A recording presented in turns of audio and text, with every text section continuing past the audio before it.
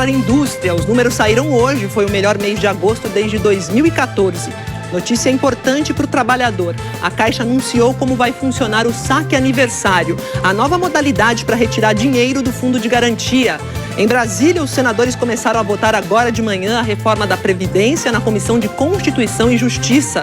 Em São Paulo, um crime terrível. A polícia diz que um adolescente de 12 anos confessou ter matado a menina Raíssa, de 9 anos. Uma nova etapa da Operação Carne Fraca. A Polícia Federal apura o pagamento de propina a auditores fiscais agropecuários. E ainda, um mutirão para combater o câncer de mama. Um alerta dos médicos para os riscos do uso do cigarro eletrônico. A União Europeia aumentou os direitos do consumidor para a compra de eletrodomésticos. E nos 70 anos da Revolução Comunista, a China exibiu um míssil capaz de atingir os Estados Unidos. O Jornal Hoje está começando.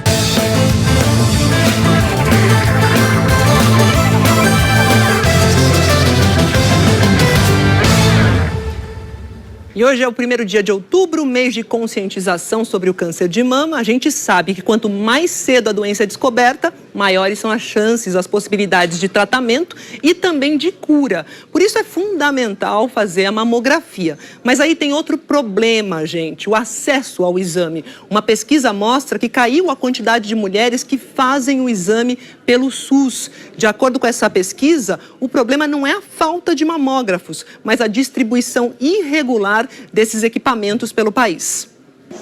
Rosângela chegou às 5 da manhã preocupada. Eu fiz uma ressonância e o médico falou que eu estava com um cisto em cada seio. Dor, Adelaine não sentia, mas ao fazer o autoexame percebeu um nódulo no seio esquerdo. Era do tamanho de uma bolita. Aí eu tomei 6 sessões de quimioterapia, aí fiz a cirurgia. Se ela tivesse feito uma mamografia preventiva, poderia ter sido diferente. Descobriu no início, a paciente vai tratar com um tratamento menos agressivo. Mas a proporção de mulheres que fazem o exame pelo SUS está diminuindo. Em 2017, eram 24% das mulheres de 50 a 69 anos. No ano passado, foram 22%. O grande problema nosso em termos da baixa produtividade de mamografias pelo Sistema Único de Saúde é a burocracia. Para você ter uma ideia, a mulher tem que ter o exame pedido por um médico, depois disso pegar um chequinho, depois disso, no outro dia, ir fazer a mamografia, depois um quarto dia pegar o resultado e um quinto dia outro levar esse resultado ao médico. Muitas vezes a mulher até sente algum sintoma, alguma dor ou algum nódulo no seio, mas não consegue fazer os exames e nem chegar ao diagnóstico. Por isso é tão importante a mamografia. Segundo o Instituto Nacional do Câncer, só esse ano, mais de 59 mil mulheres serão diagnosticadas com câncer de mama, novos casos. Aqui em Campo Grande, esse hospital decidiu ajudar essas mulheres e fazer os exames de graça. No mês de outubro, serão mais de 2.000 mamografias. Neste outro hospital, um ônibus com mamógrafo aumenta o número de atendimentos. Muitas mulheres podem fazer o exame sem esperar tanto. Elizabeth descobriu o câncer já em estágio avançado, tratou e está fora de perigo. Agora estou fazendo só acompanhamento. Aí agora eu quero pôr minha mama de volta. E a voluntária passou por 2 tratamentos. Hoje ajuda as pacientes. Quando a gente está doente, não é assim sensacional um abraço? Sobre a queda nos exames de mamografia pelo SUS, o Ministério da Saúde diz o seguinte, que todos os estados do país têm aparelhos de mamografia suficientes para atender a população local e que os gestores regionais devem identificar as necessidades caso a caso. A Anvisa, a Agência Nacional de Vigilância Sanitária, está de olho também em outro tipo de câncer, o câncer de pulmão. A agência decidiu enviar alertas para todo o país sobre os efeitos causados pelo uso do cigarro eletrônico, que está na moda. Nos Estados Unidos, pelo menos 11 pessoas morreram desde julho com sintomas de doença pulmonar grave, que é ligada aí ao uso desse cigarro. No Brasil, não é proibido fumar esse tipo de cigarro, mas é proibido vender e fazer propaganda dele. Vinícius começou a fumar o cigarro eletrônico na tentativa de abandonar de vez o vício do cigarro convencional. Alguns amigos, familiares que já usavam cigarro eletrônico, falaram, olha, tenta, eu consegui com o cigarro eletrônico. Hoje, ele ainda fuma cigarro eletrônico. No Brasil, o uso não é proibido, mas a comercialização e a propaganda são. Esse aparelho tem uma bateria e uma resistência que aquecem o líquido no interior, onde estão a nicotina e outras substâncias que dão sabor e aroma. Uma coisa é você ter o tutti-frutti, você ter vários produtos comestíveis para você comer. Agora, outra coisa é você inalar esses produtos. Na internet é como se a venda nem fosse proibida. Esse site vende e entrega cigarros eletrônicos em todo o Brasil. Neste outro, um texto lista as supostas vantagens do cigarro eletrônico, como poder ser usado em qualquer ambiente, ser uma opção para quem quer deixar de fumar. Nos Estados Unidos, segundo o Centro de Controle de Doenças e Prevenção do país, pelo menos 11 pessoas morreram com sintomas que indicavam uma doença pulmonar severa associada ao uso de cigarros eletrônicos. Depois disso, a Anvisa reforçou o alerta da Sociedade Brasileira de Pneumologia. 252 instituições de saúde do Brasil receberam da Anvisa um pedido para enviar informações relacionadas ao uso do cigarro eletrônico. Aqui no Hospital das Clínicas, em Belo Horizonte, por exemplo, os médicos vão colher relatos de pacientes que apresentem sintomas que possam estar ligados ao uso do dispositivo.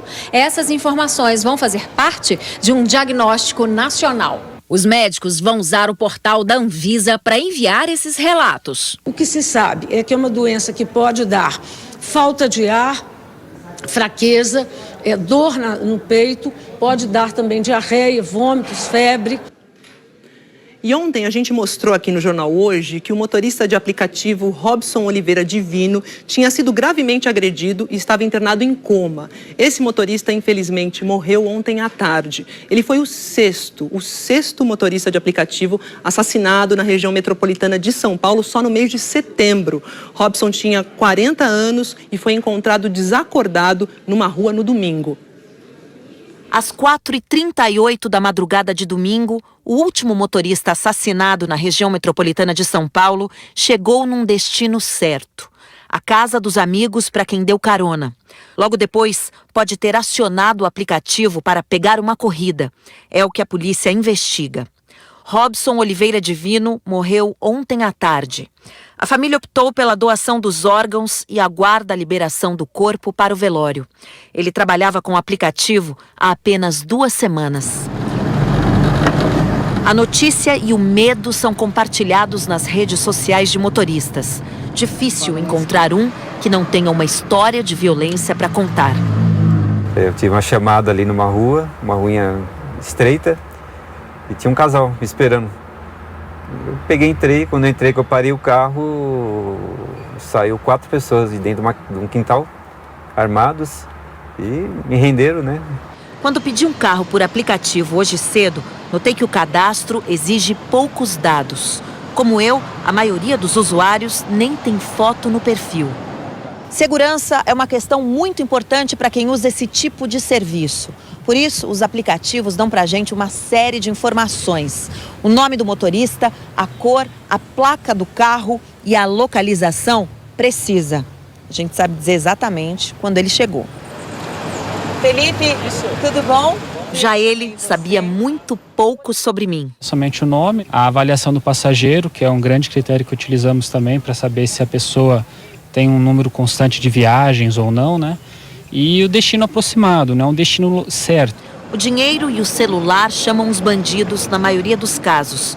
Felipe já não roda mais à noite. Se eu estiver numa região perigosa, eu fico offline também e não costumo pegar corridas ali na região. Eu já vou embora para um lugar mais seguro que eu conheça e que eu possa aceitar novas viagens, né? Os motoristas procuram formar uma rede de proteção.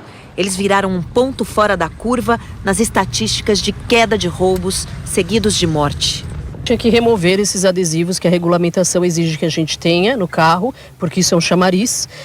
Segundo, colocar foto no passageiro nos aplicativos, ter o endereço também do passageiro completo, aonde a gente vai, o destino que a gente vai. Tem muita gente que não quer trabalhar, fica com medo, receio. Muitas motoristas chorando, que não tem coragem de sair com toda essa insegurança que tem. E os motoristas passaram a receber pagamento em dinheiro já há alguns anos, variando um pouco de empresa para empresa. Então, como a Renata Ribeiro falou, né, o dinheiro, os bandidos estão de olho no dinheiro, no celular e até no próprio carro, é claro. Eu vou ler o que as empresas dizem. Uber, Cabify e 99 disseram que investem em novas tecnologias, para melhorar cada vez mais a segurança aos motoristas e aos passageiros. Sobre um outro caso que a gente mostrou ontem, a polícia prendeu 2 homens e uma mulher suspeitos de ter matado o motorista de aplicativo Osmar de Souza Prado, assassinado domingo em Suzano, na Grande São Paulo.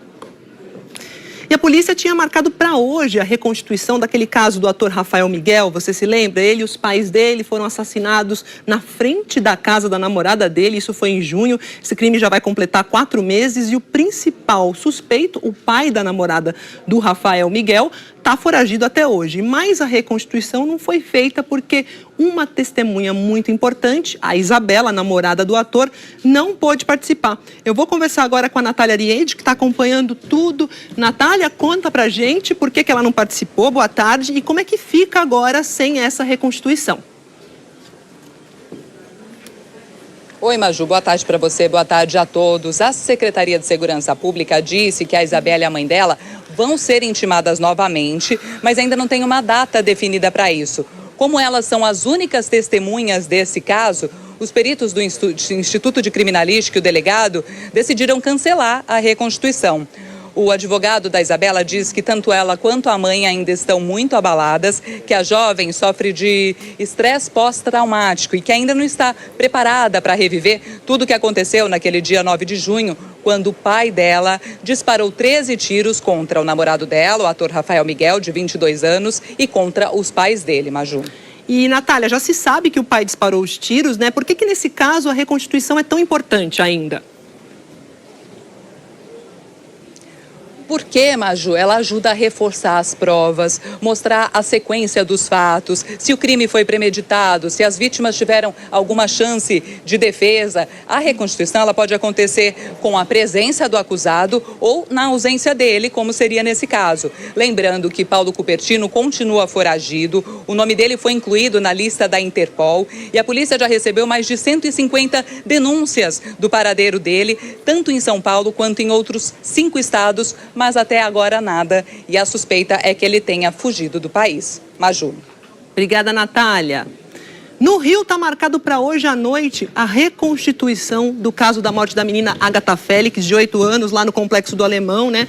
Os trabalhos vão ser feitos no mesmo horário que ela foi baleada, para ter as mesmas condições de luz. Vamos relembrar aqui o caso que a polícia e o que a polícia sabe até agora. Ó. Vou tocar no nosso painel. Então, a Agatha Félix foi baleada quando voltava para casa com a mãe numa Kombi no dia 20 de setembro. A perícia apurou que o fragmento da bala que foi retirado do corpo da menina é compatível com uma bala de fuzil, mas não foi possível saber de que arma partiu o tiro. Os policiais militares que faziam o patrulhamento no Alemão no dia disseram que atiraram para se defender de criminosos que dispararam contra eles. Já o motorista da Kombi, onde a Agatha estava, falou que não havia tiroteio quando ela foi baleada. E aqui em São Paulo, a Justiça determinou a apreensão de um adolescente de 12 anos investigado por matar uma menina de 9 na Zona Norte no final de semana. A gente falou desse crime aqui ontem. A Graziela Azevedo tem outros detalhes desse caso ao vivo. Eu vou falar com ela agora. Boa tarde, Graziela. A polícia disse que o adolescente confessou o crime. Conta os detalhes pra gente. Oi, Maju, boa tarde a todos. Olha, o adolescente de 12 anos confessou mesmo ter matado a menina Raíssa, de 9 anos. A confissão aconteceu durante um longo depoimento que terminou essa madrugada na divisão de homicídios. O adolescente foi descrito como frio pelos policiais. Ele foi apreendido e vai ficar provisoriamente na Fundação Casa a mando da Justiça. A polícia tem imagens do adolescente de mãos dadas com a Raíssa a caminho do parque, onde ela foi encontrada morta e pendurada pelo pescoço numa árvore. O adolescente está agora aqui na Promotoria da Infância, sendo ouvido pela promotora Tatiana Calé e deve ser ouvido ainda hoje, essa tarde, pelo juiz da infância também, Maju. E Graziela, esse crime bárbaro, né? Eles se conheciam, eles estudavam juntos ou moravam na mesma rua? Qual é a situação? Olha, Maju, segundo a informação de uma prima da Raíssa, eles se conheciam sim e tinham até alguma convivência, porque esse adolescente morava na mesma rua da Raíssa. Essa menina de 9 anos, ela era autista e ela sumiu no domingo durante uma festa onde ela estava com a mãe e uma irmã. Os detalhes desse crime bárbaro vão ser divulgados logo mais numa coletiva do delegado responsável pelo caso, Maju. A gente vai continuar acompanhando. Obrigada, Graziela. E olha, agora a gente vai falar de um crime que chocou Brasília em 2009. A arquiteta Adriana Vilela está depondo agora. Ela é acusada de mandar matar os pais e a empregada. O repórter Geraldo Becker acompanha esse nono dia de julgamento. Geraldo, esse depoimento era para acontecer hoje, só está acontecendo hoje. Ontem, aliás, era para acontecer ontem, só está acontecendo hoje agora. Quais são os detalhes?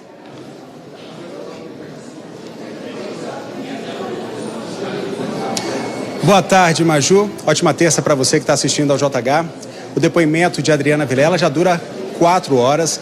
Logo no início do julgamento, os advogados de defesa informaram que ela não responderia nenhuma pergunta, nem dos advogados da acusação, nem dos assistentes da promotoria. A sessão começou com o juiz perguntando sobre o relacionamento de Adriana com os pais, considerado conturbado pela investigação por causa da herança da família. A Adriana disse que sempre teve apoio deles e o crime aconteceu num período em que a família estava muito feliz. O julgamento completa hoje 9 dias e, de acordo com a defesa, esse interrogatório deve durar 6 horas. Ela é acusada de ser a mandante do caso conhecido como crime da 113 Sul. Foram mortos com mais de 70 facadas em 28 de agosto de 2009 os pais, o ex-ministro do TSE, José Guilherme Vilela, da mãe, Maria Vilela, e da empregada da família, Francisca Nascimento. Os executores do crime já foram condenados. Em depoimento, de acordo com a investigação, os executores apontaram Adriana Vilela como a mandante do crime. E um desses presos disse à polícia que Adriana Vilela estava presente no apartamento quando os pais foram assassinados. A previsão, de acordo com o Tribunal de Justiça aqui do Distrito Federal, é que o julgamento acabe ainda hoje. Maju? Obrigada, Geraldo. Vamos ver se essa previsão se confirma. Obrigada. E olha, agentes do IBAMA, do ICMBio e da Polícia Federal fizeram hoje uma operação de combate ao contrabando de ovos de peixes ornamentais ameaçados de extinção. A polícia conta que o esquema era o seguinte: esse homem aí, o biólogo Luciano Medeiros de Araújo, enviava ovos de peixes pelo correio. O biólogo foi afastado da Fundação de Parques Municipais de Belo Horizonte. E nos últimos meses, o IBAMA apreendeu no aeroporto de Guarulhos mais de 50 envelopes com 1.300 óvulos de rivulídeos, peixinhos aí muito coloridos. Na natureza, esses peixes vivem em poças e lagoas pequenas e mesmo quando elas secam, os ovos deles sobrevivem fora d'água. Quando a chuva volta, eles eclodem, se rompem novamente. Os contrabandistas se aproveitavam dessa capacidade de resistir à seca dos peixes para mandar os ovos para comerciantes da América, Europa e Ásia. E nós não conseguimos contato com a defesa do biólogo Luciano Medeiros de Araújo. Quarta fase da Operação Carne Fraca em 9 estados. O alvo dessa vez, auditores fiscais agropecuários acusados de receber propina. A Polícia Federal investiga crimes de corrupção cometidos até 2017 por 60 auditores do Ministério da Agricultura, responsáveis por fiscalizar empresas que produzem alimentos. Esta fase da Operação Carne Fraca foi baseada numa colaboração espontânea do grupo BRF, que admitiu o pagamento de propina. Obviamente, a atuação desses fiscais fora do padrão era no sentido de privilegiar o grupo de alguma forma, ou acelerando o procedimento, ou atrasando alguma coisa que era conveniente. Ao todo foram repassados 19 milhões de reais, parte em dinheiro vivo, parte como pagamento de planos de saúde para os fiscais e também através de contratos fictícios com empresas em benefício desses fiscais. O grupo BRF não é alvo desta fase. Segundo as investigações, a BRF também usava parceiros com quem tinha negócios para repassar dinheiro aos fiscais. De acordo com a polícia, uma destas empresas foi a União Avícola Agroindustrial, do ex-senador Cidinho Santos, do PL de Mato Grosso, e que processa frangos.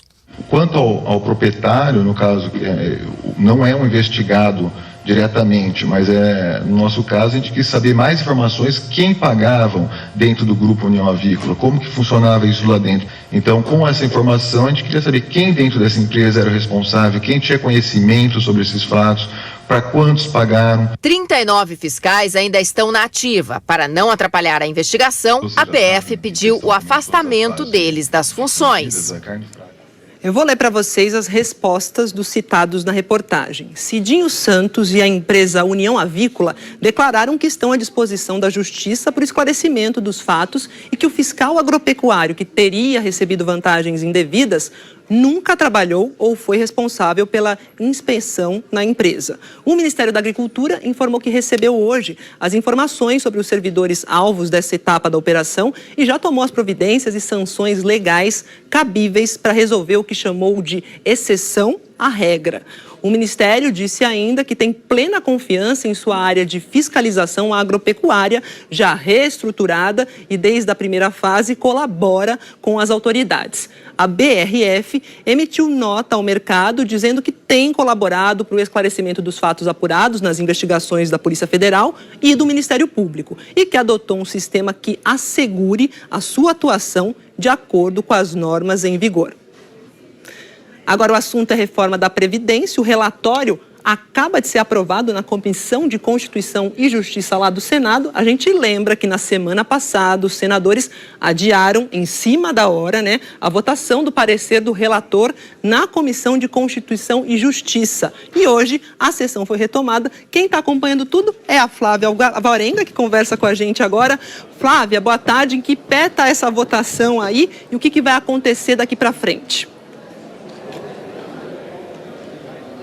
Oi, Maju, boa tarde a todos. O relatório do senador Tasso Gereissati foi aprovado há pouco, há menos de 10 minutos. Primeiro foi aprovado de forma simbólica e depois foi feito um pedido de verificação de votos. E aí a gente teve o placar, 17 votos a favor e 9 votos contrários. Agora, neste momento, os senadores estão analisando os destaques apresentados ao texto. Ao todo foram 6 destaques, um deles já foi rejeitado. Também foi apresentado um voto em separado, mas como o parecer foi aprovado, esse voto em separado, ele é rejeitado automaticamente. Portanto, agora o próximo passo é mais uma sessão no plenário, mas agora na reportagem a gente vai acompanhar como é que foi essa sessão na Comissão de Constituição e Justiça, que cedinho começou com uma reunião de líderes. Os líderes foram chegando aos poucos ao gabinete da presidente da CCJ, senadora Simone Tebet, do MDB.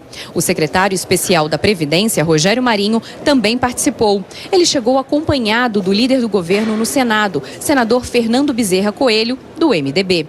Na semana passada, o presidente do Senado, Davi Alcolumbre, do Democratas, adiou a votação. Preferiu chamar uma sessão do Congresso para analisar os vetos a pontos da Lei de Abuso de Autoridade, numa reação à operação de busca e apreensão da Polícia Federal no gabinete da liderança do governo, envolvendo o líder Bezerra Coelho e o filho dele, o deputado Fernando Coelho Filho, do Democratas. Ao fim da reunião, o líder do governo disse que espera concluir a votação na CCJ e o primeiro turno no plenário ainda hoje. Todos concordaram com a importância da deliberação da votação na CCJ da reforma da Previdência e ainda hoje a votação em primeiro turno. Já o líder do PSL no Senado, o senador Major Olímpio, acha que a conclusão da votação da reforma pode atrasar, porque os senadores pediram, segundo ele, que o governo cumpra promessas, demandas regionais. Agora a água passou do umbigo. Porque não foi uma ameaça, foi um alerta da maioria dos senadores dizendo: nós vamos votar hoje pelo Brasil, mas se não acontecer compromissos assumidos pelo governo, não haverá a votação no dia 10. Na Comissão de Constituição e Justiça, a sessão começou com a apresentação de um voto em separado, do senador Paulo Paim, do PT. A PEC da reforma da Previdência foi aprovada na Câmara e chegou ao Senado no início de agosto. O texto estabelece idade mínima de aposentadoria de 62 anos para mulheres e 65 para os homens.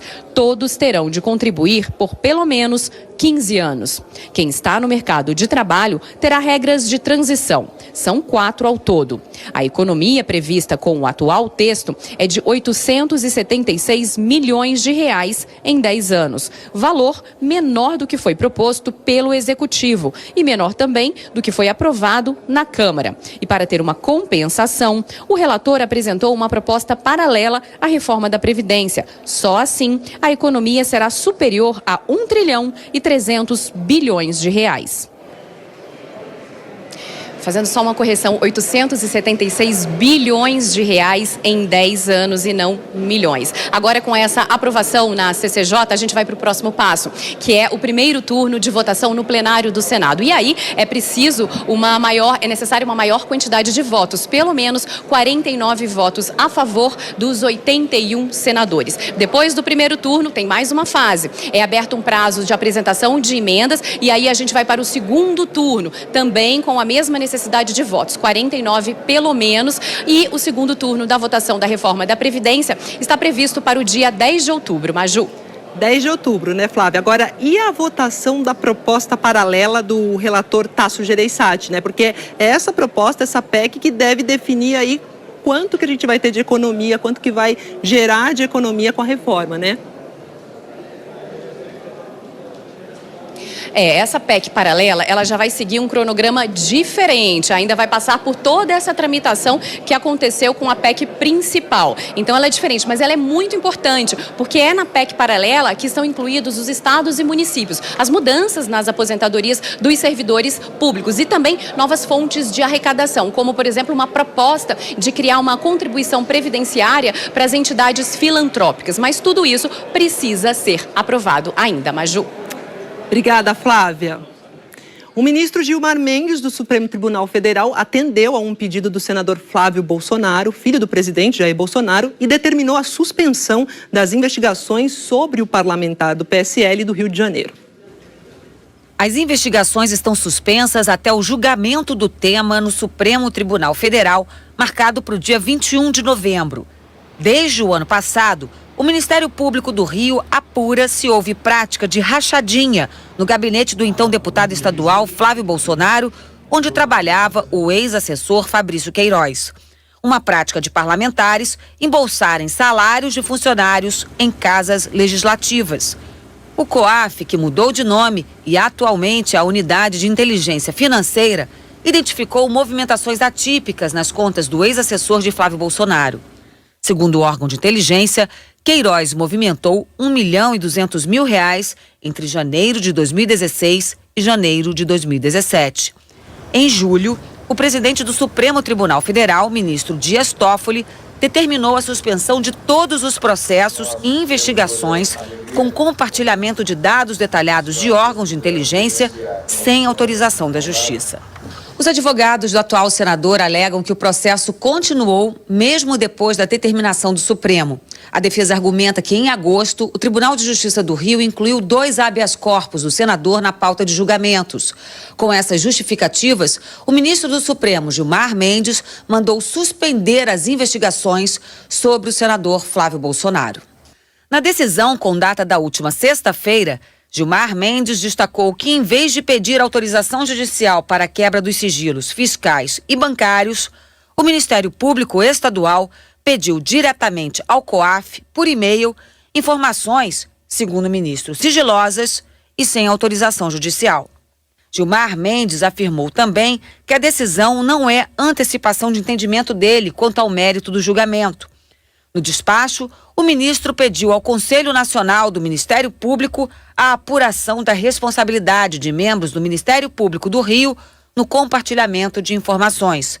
O advogado de Flávio Bolsonaro, Frederic Wassef, disse em entrevista a Andréa Sadi que quer pedir o arquivamento do processo na Justiça do Rio ainda este ano. Existem vícios insanáveis. A tendência natural pelo cumprimento da lei é que isso seja arquivado, que esse pique seja arquivado, e é isso que nós temos em pauta dentro de habeas corpus próprios para esse específico objetivo. Nos últimos 9 dias, Frederico Wassef foi 4 vezes ao Palácio da Alvorada, residência oficial do presidente Jair Bolsonaro, pai de Flávio. As 3 últimas visitas, no fim de semana, aconteceram fora da agenda do presidente. O porta-voz da presidência disse que o advogado também representa Jair Bolsonaro numa ação ligada a Adélio Bispo, que esfaqueou Jair Bolsonaro na campanha eleitoral. O Tribunal de Justiça do Rio de Janeiro informou que não emite declaração de decisões de instância superior. A gente tentou ouvir o Ministério Público do Rio, mas não teve resposta até o momento. E a suspensão do processo contra o senador Flávio Bolsonaro é o assunto de hoje da Andréa Sadi, que hoje está lá em Brasília. Oi, Andréa, conta pra gente. Defesa apressada para enterrar esse caso. E esse caso é importante porque ele atrapalha o discurso do presidente, né, de combate à corrupção que elegeu o presidente Bolsonaro. Boa tarde.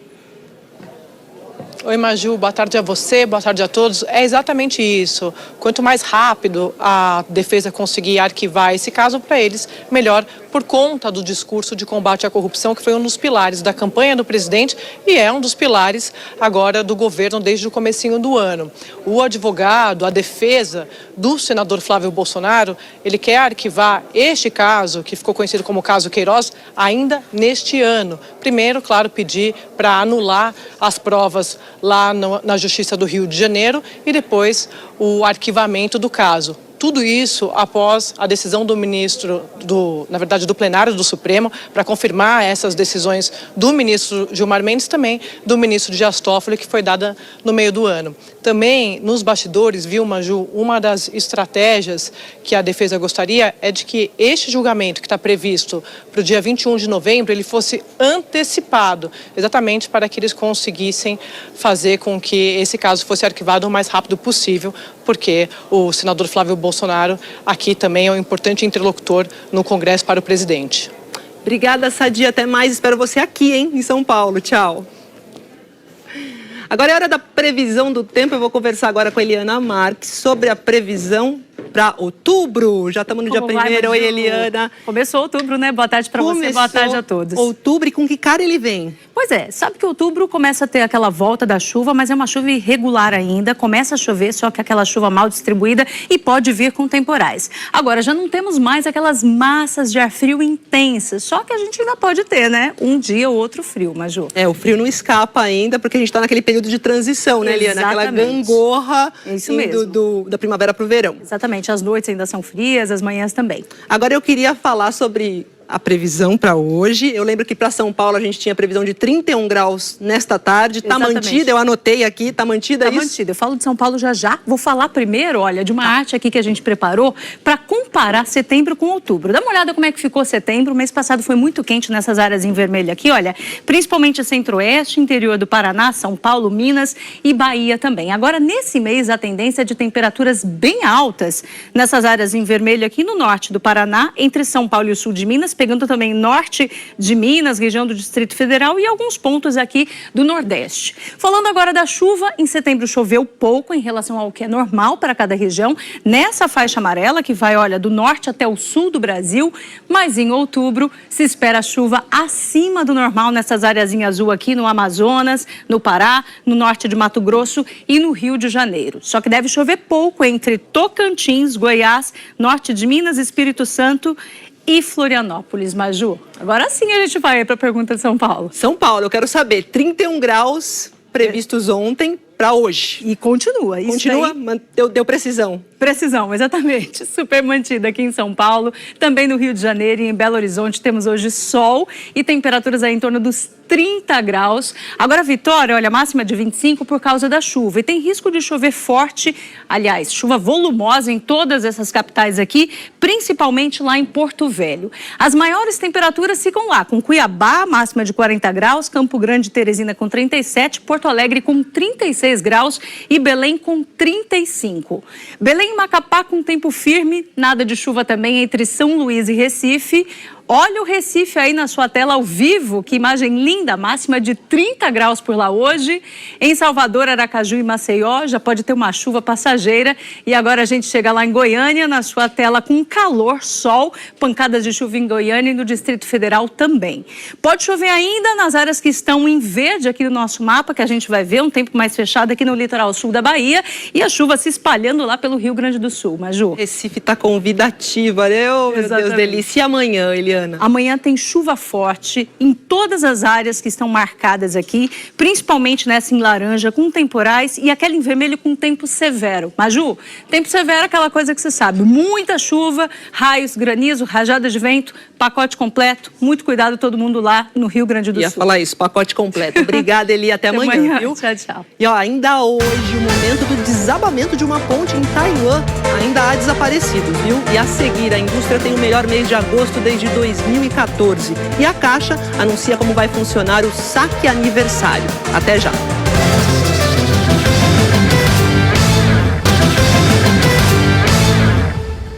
Quem está precisando de um dinheirinho a mais, aqui tem uma boa notícia. A Caixa Econômica Federal começou hoje a receber os pedidos de quem tem FGTS e quer ter acesso a uma parte do saldo do Fundo de Garantia todo ano. O chamado saque aniversário foi anunciado pelo governo como alternativa ao saque integral, nos casos de demissão sem justa causa. As duas opções têm vantagens e desvantagens. A opção pelo saque aniversário permite ao trabalhador ter acesso todo ano a uma parte do saldo total das contas ativas e inativas. Mas em caso de rescisão sem justa causa, o trabalhador não pode sacar todo o saldo que possui. Isso é diferente da regra atual, em que o trabalhador só tem acesso ao dinheiro da conta ativa, mas pode sacar todo o saldo se for demitido sem justa causa. Nos dois casos, no entanto, fica mantida a multa de 40% sobre o saldo das demissões sem justa causa. O valor que ficará disponível todos os anos para quem escolher o saque aniversário aumenta de acordo com o saldo na conta do fundo, em 7 faixas de valores diferentes. Quem tem saldo de até R$ 500, por exemplo, poderá sacar até 50% do valor. Se tiver mais de R$ 20 mil nas contas do FGTS, o trabalhador poderá sacar R$ 2.900 e mais 5% do saldo total. A partir de hoje, o trabalhador que quiser mudar para o saque aniversário vai poder fazer opção através do aplicativo de celular da Caixa chamado FGTS, ou então pelo site do banco. O trabalhador que mudar para o saque aniversário ainda esse ano vai poder mudar de ideia sem problemas. Mas a partir do ano que vem, quem mudar para o novo modelo vai ter que esperar até 2 anos se quiser voltar para as regras anteriores. Só no ano que vem, os primeiros pagamentos serão feitos a partir de abril e vão até fevereiro de 2021. Os valores ficarão disponíveis de acordo com o aniversário do trabalhador. A partir de 2021, os saques serão feitos no mês de aniversário do trabalhador e continuarão disponíveis nos 2 meses seguintes. Quem tem conta em outros bancos pode pedir que o valor seja transferido pela Caixa e escolher até a melhor data. O trabalhador, no momento de optar pelo saque aniversário, ele pode escolher receber no mês do seu aniversário, no primeiro dia ou no dia 10. Se optar pelo dia 10, ele já recebe com a atualização de juros daquele mês, do valor do saldo do seu FGTS. A indústria brasileira voltou a crescer em agosto depois de 3 meses de queda.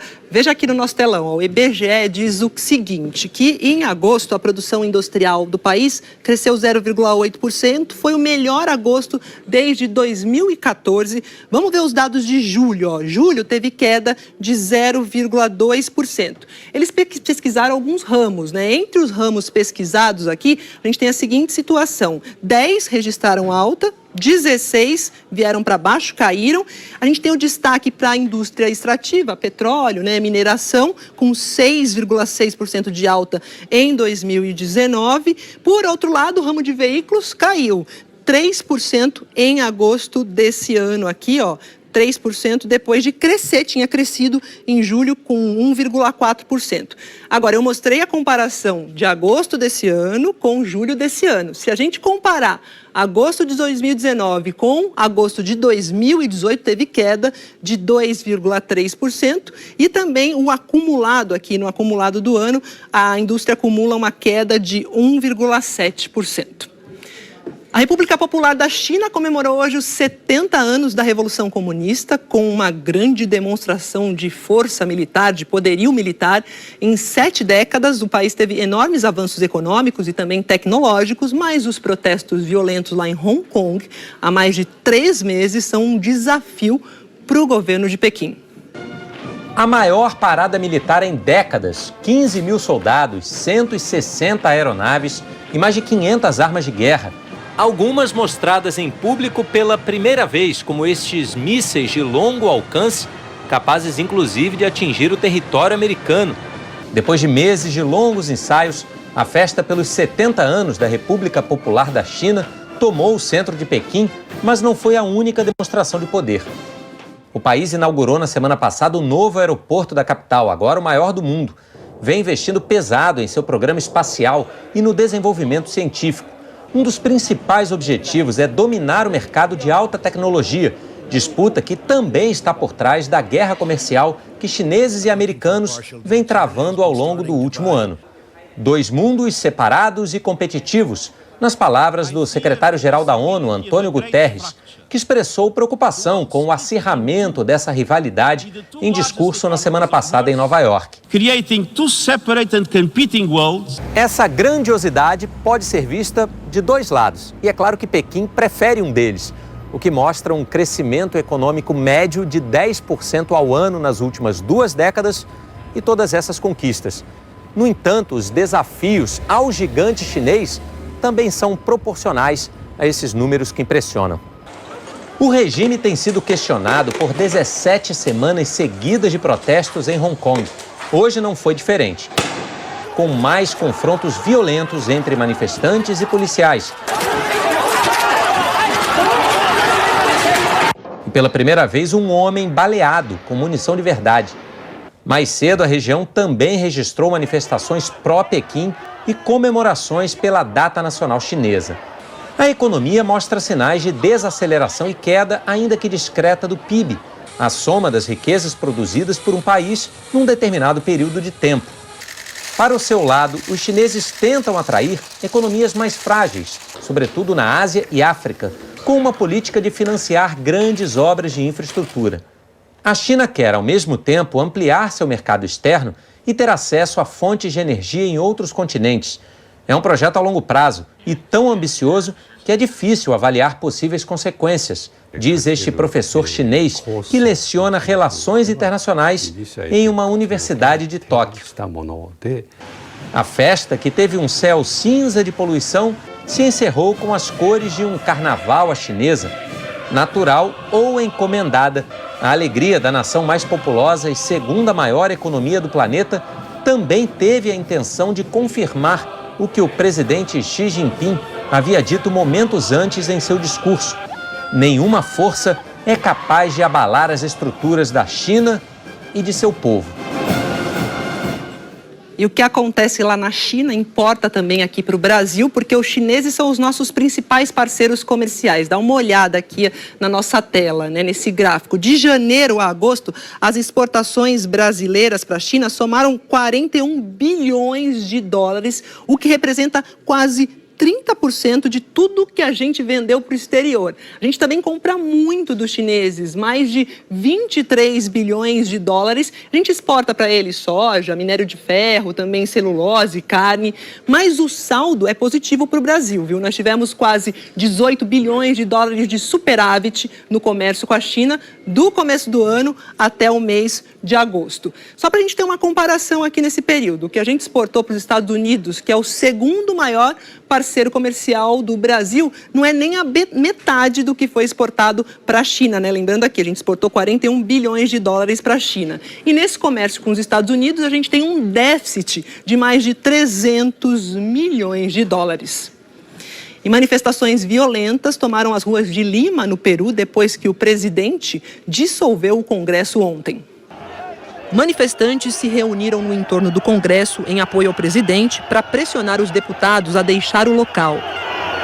A crise piorou quando o presidente Martim Vizcarra tentou mudar o modelo de escolha dos membros do Tribunal Constitucional para evitar que ele fosse controlado por nomes ligados à oposição fujimorista. Mas ontem, o Congresso peruano decidiu ignorar o pedido presidencial. Vizcarra decidiu dissolver o Congresso, que declarou a vice, Mercedes Araoz, como nova presidente do país. Vizcarra permanece no Palácio do Governo.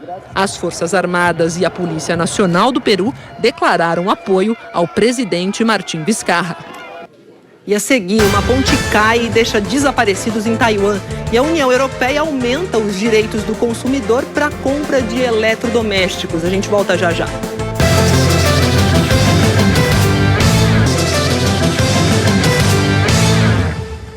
Uma ponte caiu dentro de um porto lá em Taiwan. Olha aqui a imagem, que impressionante. Ó, a ponte aqui ao fundo. Uma câmera de monitoramento registrou o momento em que a ponte desabou. As equipes de resgate já conseguiram salvar 10 pessoas, mas os bombeiros acreditam que mais vítimas estejam presas dentro de barcos que foram atingidos pelos destroços. 2 veículos que passavam na ponte e 3 embarcações de pesca se envolveram nesse acidente. Ainda não se sabe por que a ponte caiu.